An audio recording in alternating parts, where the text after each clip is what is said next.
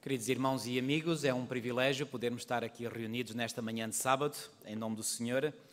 Antes de avançarmos, eu só gostaria de enfatizar que a reunião para esta tarde que eu vos convidei, gostaria particularmente que os nossos queridos jovens pudessem estar presentes também. E porquê que eu faço um apelo especial aos jovens? Porque os jovens são a força viva da Igreja, são a Igreja de amanhã. E, portanto, para vós jovens eu faço o convite para poderem estar esta tarde, porque a vossa participação será certamente muito importante. Muito bem, queria dar as boas-vindas, em primeiro lugar, não só aos membros desta igreja, mas também a todos aqueles que nos visitam. E hoje nós temos aqui no nosso livro de visitas alguns nomes mencionados. Temos irmã Violeta Mendes, da Amadora, não sei se... onde é que ela está? Depois nós temos, esta é uma família que eu conheço bem, Rui Machado, Maria Celeste Machado, de Setúbal. Ok, bem-vindos. O Rui é um amigo de longa data. Sabem que eu passei parte da minha adolescência na igreja de Setúbal. E se não estou em erro, foi nesse período que o Rui se tornou membro da igreja. Isto já lá vão, foi nos anos 70, não é, Rui? Anos 70. Depois, nós temos também Zulmira, do Espírito Santo, que vem de Setúbal. Onde é que está a irmã Zulmira? Ok. Ok. Bem-vinda, irmã. Sim, senhora. Depois, há aqui um nome que eu não consigo... já decifrei. Isto parece letra de médico. José Manuel de Matos. Pastor José Manuel de Matos. Bem-vindo, pastora. Ok. Bom, escuso de ser mais apresentações... É bem conhecido, todos nós, pastor José Manuel de Matos, conheci-o na minha adolescência também, em Setúbal, fui amigo dos filhos durante esse período da minha adolescência, enfim.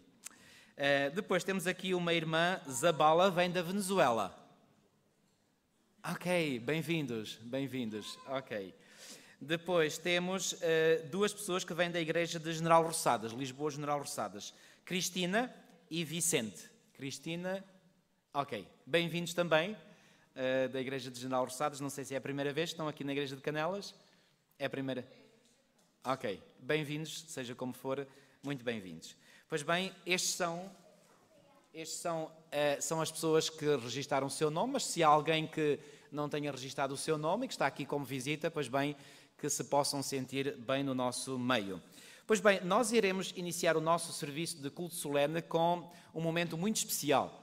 E esse momento especial é o momento de uma dedicação de uma criança. O que é que nos leva a nós, adventistas do sétimo dia, a fazer a dedicação das crianças? Pois bem, é muito simples de entender. Eu gostaria que pudéssemos abrir as nossas Bíblias no Evangelho de Lucas. Vamos ao Evangelho de Lucas.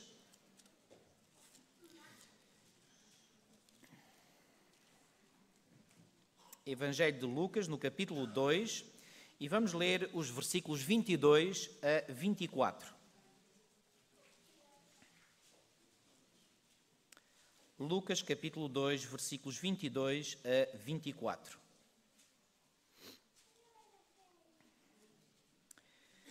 Pois bem, Lucas, o evangelista, escreveu o seguinte: passados os dias da purificação deles, e atenção, esta purificação tinha a ver com o parto, passados os dias da purificação deles, segundo a lei de Moisés, levaram-no a Jerusalém. Levaram-no a Jerusalém a quem? A Jesus. Para o apresentarem ao Senhor. Sabem que Jesus nasceu em Belém e Belém dista de Jerusalém cerca de 15 quilómetros, não é uma grande distância. E, portanto, eles foram de Belém até Jerusalém para levar o menino ao templo que ficava em Jerusalém. Versículo 23. Conforme o que está escrito na lei do Senhor, todo o primogênito ao Senhor será consagrado. E para oferecer um sacrifício, segundo o que está escrito na referida lei, um par de rolas ou 2 pombinhos. Ou seja, o que é que Lucas está aqui a descrever? Lucas está a descrever uma prática que era comum no povo de Israel, que havia a dedicação, sobretudo, do primogênito, mas não só, também outras crianças eram dedicadas. E reparem, o próprio Jesus, durante a sua meninice, ou seja, assim que nasceu, pois bem, ele passou por esta cerimónia. E ao passar por esta cerimónia, o que é que isso significa? Que lição é que nos dá para nós cristãos? Significa que se Jesus permitiu, ou melhor, não foi Jesus não tinha consciência ainda porque era criança. Mas, porque Deus conduziu as coisas para que o menino Jesus fosse dedicado, então, através desse ato, pois bem, é como se o céu confirmasse que esta é uma cerimónia ratificada pelo céu. Então nós, como Igreja Adventista do Sétimo Dia, e segundo a vontade expressa pelos pais das crianças, nós fazemos o mesmo. E que significado é que tem esta cerimónia? Pois bem, tem um significado muito importante. Significa que os pais desejam manifestar publicamente e diante de Deus o seu desejo sincero de dedicar o seu filhinho ou a sua filhinha ao Senhor. E sabem que a dedicação tem um papel muito importante. Eu vou ser muito breve ao contar uma breve experiência que um dia ouvi ao pastor Mark Finlay contar. Ele diz que estava num determinado local, creio que foi num país asiático, não me recordo qual foi esse país, e então ele estava a assistir a uma cerimónia de batismos. Ele tinha feito uma campanha de evangelização, e depois dessa campanha de evangelização houve uma cerimónia batismal e vários pastores locais estavam a batizar. E então ele viu que quando uma determinada pessoa estava a ser batizada, quando o pastor estava para retirar essa pessoa da água, não conseguia fazê-lo. Havia ali uma força invisível que estava a conservar a pessoa dentro da água. E depois ele fez muito esforço e conseguiu finalmente sair, e assim que ela saiu, uma força invisível, pumba, a levou novamente para dentro da água. E ele diz que naquele instante se apercebeu claramente de que havia ali a intervenção das forças do mal. E ele orou ao Senhor intensamente e realmente conseguiram ver-se livres daquela situação. Depois ele foi investigar. E investigou e soube que aquela pessoa, quando tinha nascido, um familiar, creio que uma avó, tinha dedicado aquela criança a Satanás. E sabe o que é que isto significa? Significa que, porque aquela pessoa agora, através daquele ato do batismo, estava a mostrar a sua vontade em se dedicar ao Senhor, Satanás estava a dizer, não, eu não deixo porque ela me foi dedicada a mim. O que é que isto nos ensina acerca da dedicação ao Senhor? Reparem, assim como Satanás sente que aqueles que lhe são dedicados são dele e ele não os quer largar da mão, também aquelas crianças que são dedicadas ao Senhor, o Senhor toma controle dessas crianças e não as larga facilmente da sua mão. Esta é a lição que podemos aprender por contraste, ok? Porque Satanás, ele age muitas vezes, ou quase sempre, em contrafação àquilo que Deus faz. Portanto, através daquilo que Satanás reclama, nós podemos ver que Deus reclama aos seus. E amigos, posso-vos dizer que com grande prazer, hoje posso reconhecer que quando criança ainda, eu próprio fui dedicado ao Senhor, como agora terei o privilégio de fazer com o netinho deste meu amigo de adolescência.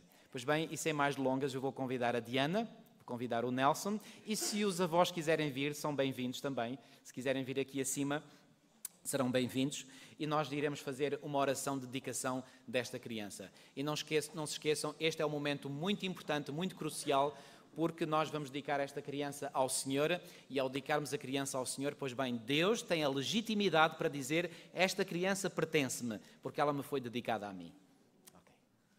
Vou pedir à congregação o favor de se levantar. Nós aqui à frente nos iremos ajoelhar para esta oração de dedicação.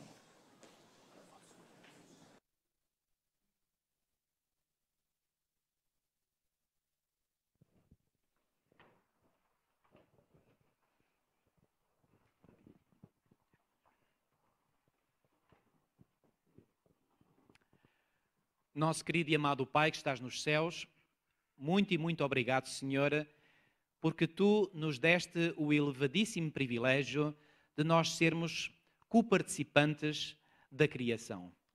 Tu és o Criador, Tu és o nosso Criador e o nosso mantenedor.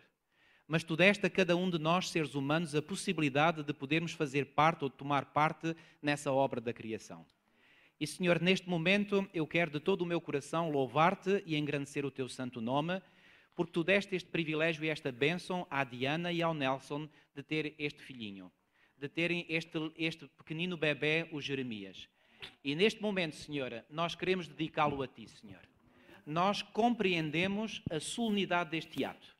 E nós compreendemos que é um ato importante porque Tu mesmo, quando eras criança, pois bem, os Teus pais terrestres, dedicaram o menino Jesus ao Senhor. E os pais manifestaram o desejo de que esta criança, o Jeremias, fosse dedicado a ti. E aqui estamos, Senhor, com esse objetivo. Queremos dedicar este menino a ti, para que tu possas, Senhor, reclamá-lo como teu e o possas proteger das forças do mal. Ó Senhor, concede muita e muita sabedoria e discernimento aos seus pais, à Diana e ao Nelson, para educarem esta criança nos caminhos da tua vontade, Senhor. E que ele, ao crescer, possa ser uma criança, um menino, um adolescente, um jovem, um adulto, que honre o teu nome e que seja um elemento na tua causa. Tudo isto nós te pedimos, não porque haja qualquer mérito em nós, mas porque confiamos nos teus méritos e nós te agradecemos em nome de Jesus, o nosso Salvador e Senhor. Amém.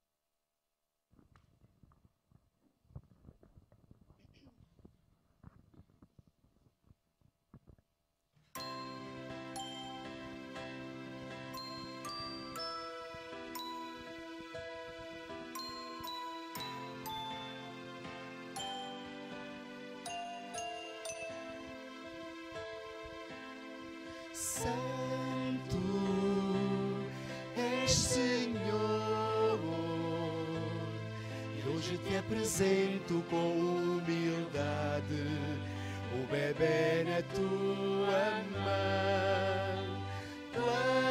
Planos temos muitos, mas somente o teu prevalecerá. Os escritos que no céu estão. Traz com ele nome de alguém fiel, servo e profeta, que até chorou. Dá-lhe luz para que um dia ele todos os caminhos por onde andou.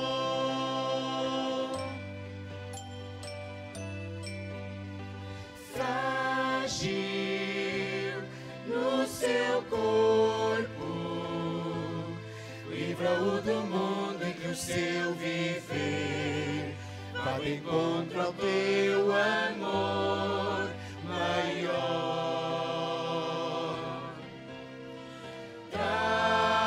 Com ele, nome de alguém fiel, servo e profeta, que até chorou. Dá-lhe luz para que um dia ele abençoe todos os caminhos por onde andou.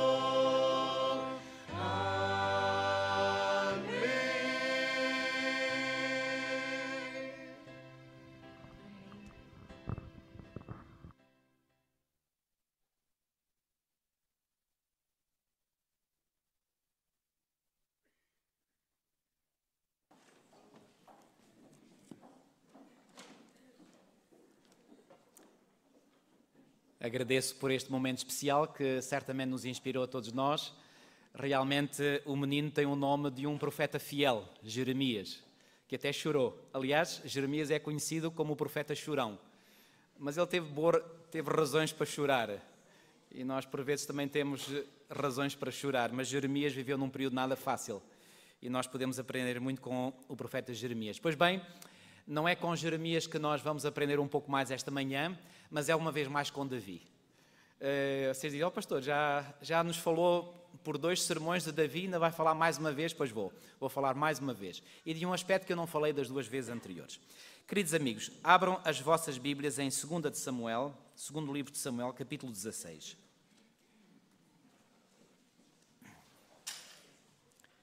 Segundo livro de Samuel, capítulo 16.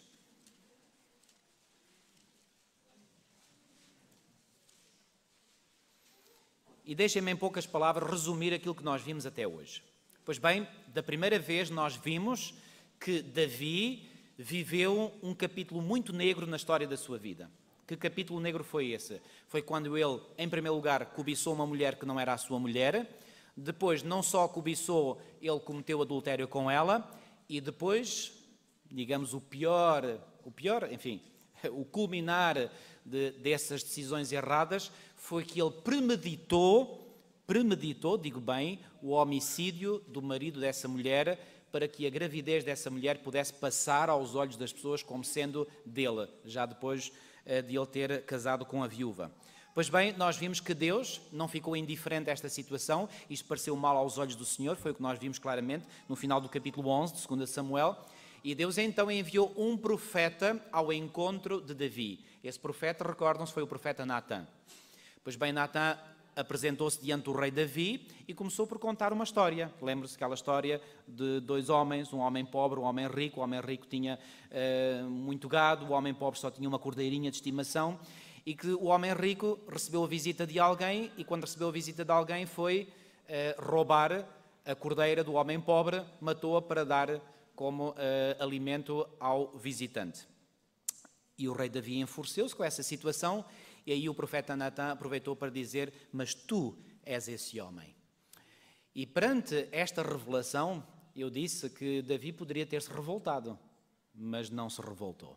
Davi humilhou-se profundamente e ao se humilhar, ele reconheceu o seu pecado e fez uma confissão.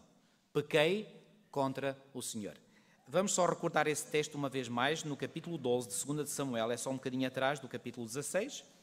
2 de Samuel, capítulo 12, versículo 13. Então disse Davi a Natã, pequei contra o Senhor. E agora reparem, assim que Davi fez esta confissão, que foi sem dúvida uma confissão direta ao ponto, uma confissão honesta, genuína, pois bem, a certeza do perdão de Deus não se fez esperar, veio logo naquele instante. Porque o final do versículo 13 diz, disse Natã a Davi, também o Senhor te perdoou o teu pecado, não morrerás. E este não morrerás é morrer a morte eterna, porque o salário do pecado é a morte, conforme nos diz Romanos capítulo 6, versículo 23. Agora, nós vimos depois da segunda vez que, embora Davi tivesse sido perdoado, pois bem, ele sofreu o que até ao resto da sua vida? Sofreu consequências. Ok? Agora, aquilo que eu quero abordar convosco hoje é como é que Davi viveu essas consequências?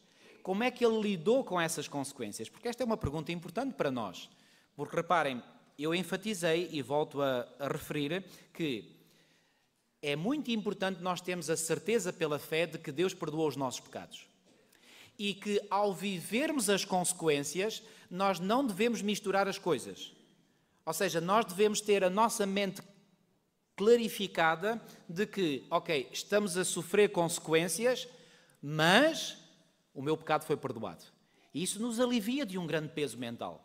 E certamente que Davi sentiu-se aliviado na sua mente, porque embora ele tivesse que viver consequências, e algumas dessas consequências nós as mostramos, pois bem, a sua mente estava aliviada, porque ele tinha a certeza que o Senhor lhe tinha perdoado.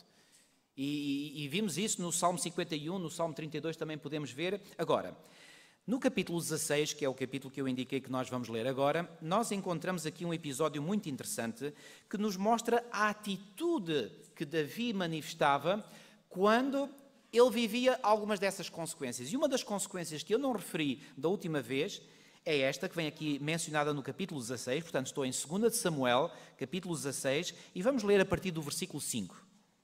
2 de Samuel, capítulo 16, versículo 5. Gostaria que todos estivéssemos em sintonia com a leitura deste texto da Palavra de Deus. Diz assim, já agora, o contexto desta passagem é que Davi estava em fuga da cidade de Jerusalém. E em fuga porquê? Porque o seu filho Absalão preparou um golpe militar, um golpe de Estado, digamos assim, e tomou posse de Jerusalém. Ele vinha a caminho de Jerusalém e Davi, para preservar a cidade de Jerusalém de uma destruição, ou pior ainda, de um banho de sangue, Davi resolveu fugir da cidade de Jerusalém. Ele estava em fuga.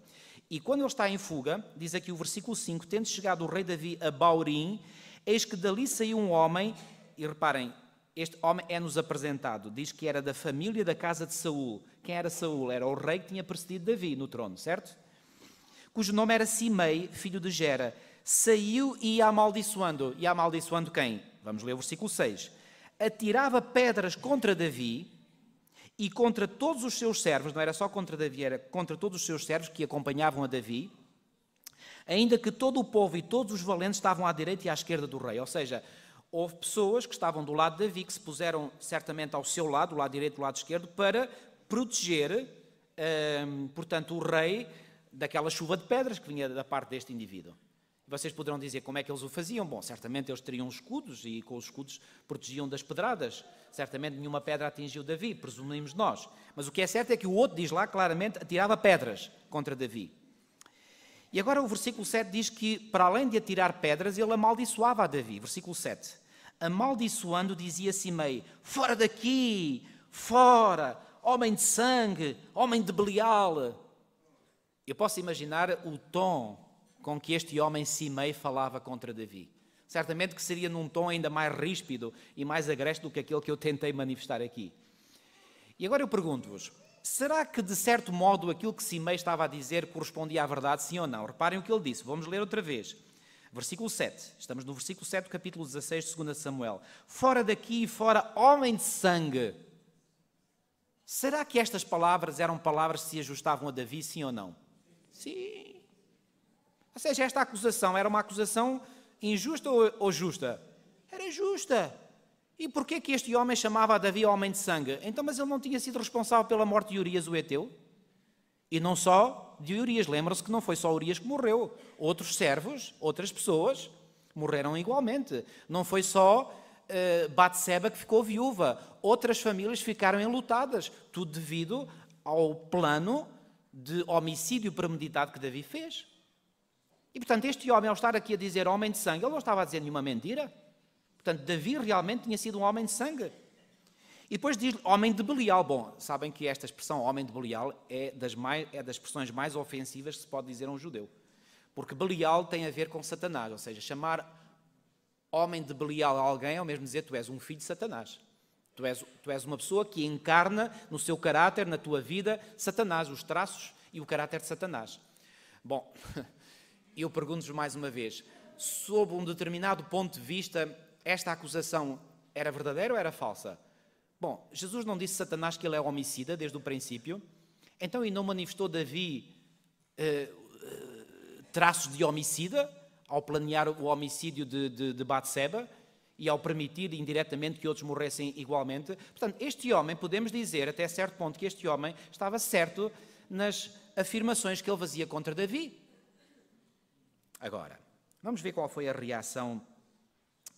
Vamos ver, ele não ficou por aqui, versículo 8. Ele diz agora, o Senhor te deu agora a paga de todo o sangue da casa de Saul. E agora reparem, não se esqueçam que este homem, nós tínhamos visto que ele era de quem? No versículo 5, ele era um homem da família da casa de Saul. E agora reparem, certamente que quando ele diz que ele era um homem de sangue, está-se a referir ao homicídio premeditado que ele fez contra Urias, mas agora ele vai mais longe. E agora aqui vamos ver até onde é que ele foi. No versículo 8 então nós lemos, o Senhor te deu agora a paga de todo o sangue da casa de Saul, cujo reino usurpaste. Ele está aqui a fazer uma outra acusação contra Davi, a dizer que Davi usurpou o reino de Saul. Bom, amigos, aqui esta acusação era manifestamente falsa. E era falsa porquê? Porque Davi nunca usurpou o trono de Saul. Saul foi destituído pelo próprio Deus e foi o próprio Deus que colocou Davi no trono de Israel, em lugar de Saul, o antigo rei. Aqui era uma acusação falsa. Sabem que muitas vezes as pessoas que são exímias em fazer acusações, às vezes começam com acusações que até são verdadeiras, mas muito facilmente descamam para acusações que já não são verdadeiras, já são falsas. E amigos, quando nós dizemos ou fazemos alguma acusação, nunca nos devíamos esquecer que, bom, mesmo fazendo acusações verdadeiras, essa acusação, que normalmente é feita num tom que não é o melhor, pode refletir, e muitas vezes reflete, o espírito do grande acusador. Quem é o grande acusador? Segundo Apocalipse 12:10. Quem é o acusador de nossos irmãos aí claramente mencionado? É Satanás. Então, este homem que estava a dizer que Davi era um homem de Belial, na realidade ele próprio é que estava a ser homem de Belial. E agora reparem o que é que ele diz ainda. O Senhor já o entregou nas mãos de teu filho Absalão, porque ele estava consciente de que Absalão estava, portanto, através do golpe de Estado que ele estava a preparar, estava a tomar o trono de Davi. Este agora na tua desgraça, porque és homem de sangue. Mais uma vez ele aqui a fazer esta afirmação. E agora reparem, no versículo 9, há um dos servos de Davi que se passa da cabeça, como nós dizemos, e diz assim, versículo 9. Então Abisai, filho de Zeruia, disse ao rei, porque amaldiçoaria este cão morto ao rei meu senhor? Deixa-me passar e lhe tirarei a cabeça. Reparem, quando nós vemos às vezes atitudes assim muito explosivas, isso não é característica da nossa geração. Sempre ao longo da história houve pessoas que têm às vezes estas explosões de raiva, de indignação, e este homem, portanto, chamado Abisai, foi, neste momento, ele passou-se completamente. Ele disse, eu vou tirar a cabeça àquele homem. Bom, e vou-vos dizer uma coisa, se ele o fizesse, não era totalmente injusto o seu ato. Mas agora, o que eu quero realmente aqui realçar é a atitude de Davi perante um homem que não apenas o acusou de factos verídicos, mas passou a margem de segurança, digamos assim, e passou a acusá-lo de factos inverídicos. Qual foi a atitude que Davi manifestou? Versículo 10. Respondeu o rei, que tenho eu convosco, filhos de Zeruia? E está a falar para Abisai, que era filho de Zeruia, conforme diz o versículo 9. Ora, deixai-o amaldiçoar, pois se o Senhor lhe disse amaldiçoa a Davi, quem diria porque assim fizeste? Versículo 11. Disse mais Davi a Abisai e a todos os seus servos, eis que o meu próprio filho procura tirar-me a vida, o que era verdade, porque Absalão, se tivesse encontrado o seu pai pela frente, ter-lhe tirado a vida. Eis que o meu próprio filho procura tirar-me a vida, quanto mais ainda este benjamita. Deixai-o, que amaldiçoe, pois o Senhor lhe ordenou. Talvez o Senhor olhará para a minha aflição e o Senhor me pagará com bem a sua maldição neste dia. Versículo 13. Prosseguiram, pois, o seu caminho, Davi e os seus homens, também Simei e ao longo do monte, ao lado dele, caminhando e amaldiçoando, e atirava pedras e terra contra ele. O rei e todo o povo que ia com ele chegaram exaustos ao Jordão e ali descansaram. Exaustos porquê? Porque tiveram que se defender contra este ataque deste homem chamado Simei, que durante muito tempo certamente atirava pedras, atirava terra, amaldiçoava. Eles ficaram exaustos física e psicologicamente. Amigos, mais uma vez eu quero enfatizar aqui a atitude de Davi. Qual foi a atitude de Davi para com este homem que o ofendia claramente, que usava palavras felinas, que usava palavras que, de certo modo, retratavam algo da realidade, mas ultrapassavam essa mesma realidade. Qual foi a atitude de Davi? Pois bem, a atitude de Davi foi dizer, mas deixei lá o homem amaldiçoar-me. E reparem, Davi vai ao ponto de dizer, mas se o Senhor quer que ele me amaldiçoe, quem são vocês para impedir o homem de me amaldiçoar? E vocês perguntarão, mas será que Davi estava bem da sua cabeça ao dizer que o Senhor é que estava por detrás a permitir que aquele homem amaldiçoasse? Amigos, sabem o que é que motivou seguramente esta atitude do rei Davi? é que o rei Davi tinha sido perdoado pelo Senhor, tinha sido agraciado. E agora no coração deste homem, sabe o que é que existia? Existia um sentimento de que, ok, este homem está-me a ofender, claramente, e os outros eram todos testemunhas desse facto. Reparem que ele ali tinha não só testemunhas, como algumas dessas testemunhas até queriam limpar o sebo ao outro. Reparem, Davi tinha uma atitude de dizer, ok, se o meu próprio filho me quer tirar a vida, se o Senhor quer que ele me amaldiçoe, o que é que eu vou fazer? Amigos, esta atitude só pode existir no coração daquele que recebeu a graça de Deus no seu coração. É que quando nós sentimos quão grande foi a graça que Deus manifestou para connosco ao perdoar-nos dos nossos pecados, quando alguém nos ofende, olha, isso é canja comparado com o nosso pecado. Não é nada. E amigos, eu creio que a grande lição que nós podemos e devemos tirar desta atitude de Davi é que se realmente nós fomos perdoados pelo Senhor, pois bem, nós sentiremos inevitavelmente no nosso coração o desejo de perdoar a quem? A quem nos ofende. E foi isto que Davi manifestou. Irmãos, não me levem a mal de eu ser muito franco, pois eu vou-vos dizer uma verdade que eu acredito que é isso mesmo. Eu quando vejo irmãos que não têm predisposição para perdoar a quem os possa até de facto ter ofendido, eu não sei, porque eu não sei ler o que vai no coração de cada um, só Deus sabe. Mas eu pelo menos não me inibo de me colocar a mim mesmo, na minha mente, esta questão. Será que essa pessoa já viveu uma genuína conversão? Esta é a pergunta que eu não consigo deixar de passar pela minha mente. Será que aquele irmão, aquela irmã já passou por uma genuína conversão? É que se nós já passarmos por uma genuína conversão, inevitavelmente nós vamos sentir o desejo de perdoar a qualquer pessoa que nos ofenda. Mesmo que a pessoa nos ofenda com ofensas que são inverídicas. Reparem, não sou eu que o digo, reparem, Jesus no Sermão da Montanha, vamos ler este texto, Mateus capítulo 5, Mateus no capítulo 5,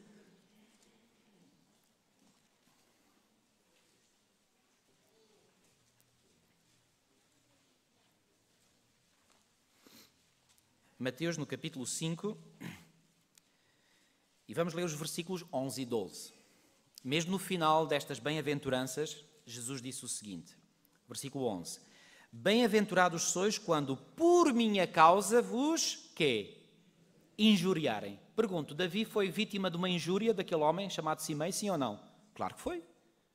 E como é que Davi reagiu? Com calma, com naturalidade. Mais, não só ele tinha calma para ele mesmo, como até deu calma ao outro. Queria já cortar a cabeça do Simei. Bem-aventurados sois quando por minha causa vos injuriarem e vos perseguirem e mentindo disserem todo o mal contra vós.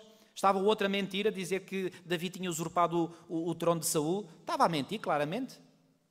Como é que Davi reagiu? Mais uma vez, perante a mentira, ele ficou calmo, tranquilo. Agora, versículo 12. Regozijai-vos e exultai, porque é grande o vosso galardão nos céus, pois assim perseguiram os profetas que viveram antes de vós. Uma vez uma querida irmã me disse, pastor, eu tenho que confessar que eu não consigo compreender estas palavras de Jesus quando diz regozijai-vos e exultai. Pastor, ainda não consigo regozijar-me quando alguém me insulta. E sabem qual foi a resposta que eu dei a essa irmã? Eu vou-vos confessar uma coisa. Naquele instante, Deus me revelou algo que eu nunca tinha compreendido até aquele instante. Eu acredito que Deus muitas vezes nos inspira para darmos respostas àqueles que necessitam dessas respostas e nós próprios somos beneficiados com revelações. E eu respondi àquela irmã, irmã, mas quem é que diz que o texto bíblico ou Jesus disse que você tem que se regozijar e exultar porque é insultada e é injuriada? Não é isso que o texto diz. Amigos, eu vou-vos convidar, leiam lá mais uma vez comigo, outra vez com atenção. Diz lá, versículo 12, regozijai-vos e exultai, porque o quê? O que é que diz a seguir? É grande o vosso galardão dos céus. O motivo pelo qual nós nos regozijamos e exultamos não é porque nos injuriam, é porque nós sabemos que o nosso galardão é grande nos céus. Essa é a razão pela qual nos devemos regozijar e exultar. E agora vocês dirão, mas o que é que tem uma coisa a ver com a outra? Tem. Claro que tem. Porquê que tem? Por uma razão muito simples. é que quando nós somos capazes de receber a injúria e a mentira que sobre nós lançam, e mesmo assim somos capazes de receber isso, mas com calma, com tranquilidade, isso é a prova inequívoca de que estamos a caminho do céu. E é com essa certeza na nossa mente que nos devemos regozijar e exultar. É isso que Jesus quis dizer. É claro que ninguém tem prazer em ser injuriado, ninguém tem prazer em que mintam contra ele. Se alguém tem prazer nisso, bom, é uma pessoa que está mentalmente doente. Isso é uma psicopatologia mental. Nenhum de nós, nenhum cristão tem prazer em... Olha, dá mais. Quando Jesus disse, olha, quando derem uma bufetada, dá a outra face. É porque Jesus quer que nós sejamos masoquistas, que é o termo que se usa na psicologia para descrever aquelas pessoas que têm psicopatologias e que gostam... Sabem, eu, quando trabalhei em psiquiatria, uma vez encontrei um que me disse... Eu estava a tratar de um doente e ele disse, bata-me.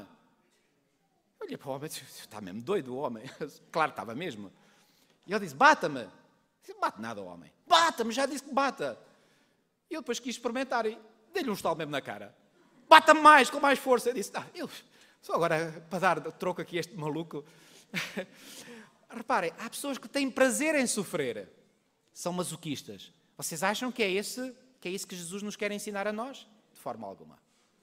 Não, nós não temos prazer em sofrer, nós não temos prazer em sermos injuriados, nós não temos prazer em sermos perseguidos, nós não temos prazer em que digam todo o mal contra nós mentindo. Não, nós temos prazer e nos regozijamos e exultamos porque, ao sofrermos as injúrias e as perseguições e os maus tratos e as mentiras, podemos manter calmos e, ao nos manter calmos, nós sabemos que o Espírito de Deus está controlando o nosso caráter. E se o Espírito Santo está controlando o nosso caráter, nós estamos no caminho certo. É essa a razão por que nos devemos regozijar e exultar. Eu não sei, eu pedi para... não sei se tem aqui... Exatamente, cá está. Ora, quero partilhar isto com os irmãos e reparem, no Desejar Todas as Nações, na página 248, olhem o que lá está escrito. A mais elevada evidência de nobreza num cristão... Eu vou ler outra vez. Qual é a mais elevada evidência de nobreza num cristão? O que é que diz a seguir? Está azul. É o domínio de si mesmo. Aquele que, perante os maus tratos ou de crueldade, reparem, os tratos de crueldade são os piores maus tratos que nós podemos sofrer. Aquele que, perante os maus tratos ou de crueldade, deixa de manter o espírito como? Calmo e confiante, olha agora, rouba a Deus o direito de revelar a sua própria perfeição. Atenção, não é a nossa perfeição, é a sua de Cristo. A sua própria perfeição de caráter através dele. A humildade de coração é a força que dá a vitória aos seguidores de Cristo. É o sinal da sua ligação com as cortes do alto. Uau! Amigos, isto é algo que nós devemos pensar e meditar e refletir vez após outra. Eu vou ler outra vez. A mais elevada evidência de nobreza num cristão é o domínio de si mesmo. Aquele que perante os maus tratos ou de crueldade... Pergunto, como é que Jesus reagiu quando foi maltratado e foi cruelmente maltratado? Como é que ele reagiu? Ele perdeu a paciência com os seus inimigos? Ou ele manteve o domínio de si mesmo? Claramente. Davi. Não vamos mais longe, agora vamos a um ser humano só humano, porque Jesus, para além do humano, também era divino. Vamos a Davi. Davi, perante esta maldição de Simei, como é que ele se manteve? Com o domínio de si mesmo. Estava ele a ser alvo de crueldade? Estava. Mas mesmo assim, ele manteve o domínio de si mesmo e até contribuiu para que os outros mantivessem o domínio deles mesmos. Aquele que perante os maus tratos ou de crueldade deixa de manter o espírito calmo e confiante, rouba a Deus. Reparem, se nós roubamos a Deus, o que é que nós somos? Ladrões. Estamos a transgredir o mandamento, diz não roubarás. Rouba a Deus o quê? O direito de revelar a sua própria perfeição de caráter através dele.